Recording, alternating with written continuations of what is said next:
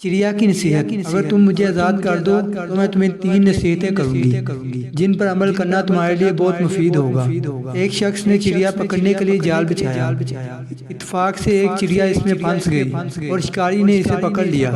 چڑیا نے اس سے کہا، اے انسان، تم نے کئی ہرن، بکری اور مرغی وغیرہ کھائی ہیں۔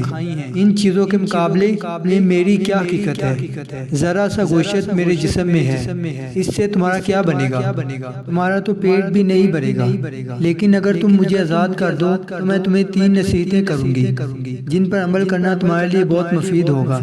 ان میں سے ایک نصیحت میں ابھی کروں گی، جبکہ دوسری اس وقت جب تم مجھے چھوڑ دو گے اور میں دیوار پر جا بیٹھوں گی۔ اس کے بعد تیسری اور آخری نصیحت اس وقت کروں گی جب دیوار سے اڑ کر سامنے درخت کی شاخ پر جا بیٹھوں گی۔ اس شخص کے دل میں تجسس پیدا ہوا کہ نہ جانے چڑیا کیا فائدہ مند نصیحتیں کرے۔ اس نے چڑیا کی بات مانتے ہوئے اسے کہا، تم مجھے پہلی نصیحت کرو، پھر میں تمہیں چھوڑ دوں گا۔ چنانچہ چڑیا نے کہا، میری پہلی نصیحت یہ ہے کہ جو بات کبھی نہیں ہو سکتی اس کا یقین مت کرنا۔ یہ سن کر اس آدمی نے چڑیا کو چھوڑ دیا اور وہ سامنے دیوار پر جا بیٹھی۔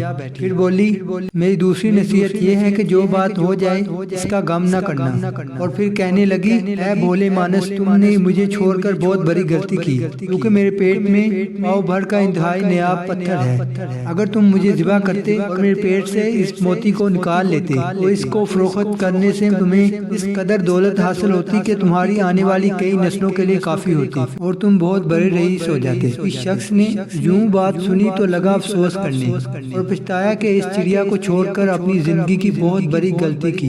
اگر اسے نہ چھوڑتا تو میری نسلیں سنور جاتی۔ چڑیا نے اسے اس طرح سوچ میں پڑا دیکھا تو اڑ کر درخت کی شاخ پر جا بیٹھی اور بولی، اے بھلے مانس، ابھی میں نے تمہیں پہلی نصیحت کی جسے تم بھول گئے کہ جو بات نہ ہو سکنے والی ہو اس کا ہر گزر یقین نہ کرنا۔ لیکن تم نے میری اس بات کا اعتبار کر لیا کہ میں 6 بر وزن رکھنے والی چڑیا اپنے پیٹ میں 1 پاؤ وزن کا موتی رکھتی ہوں۔ کیا یہ ممکن ہے؟ میں نے تمہیں دوسری نصیحت یہ کی تھی کہ جو بات ہو جائے اس کا غم نہ کرنا، مگر تم نے دوسری نصیحت کا بھی کوئی اثر نہ لیا اور غم و افسوس میں مبتلا ہو گئی کہ خواہ مخواہ مجھے جانے دیا۔ تمہیں کوئی بھی نصیحت کرنا بالکل بیکار ہے۔ تم نے میری پہلی 2 نصیحتوں پر کب عمل کیا جو تیسری پر کرو گے؟ تم نصیحت کے قابل نہیں۔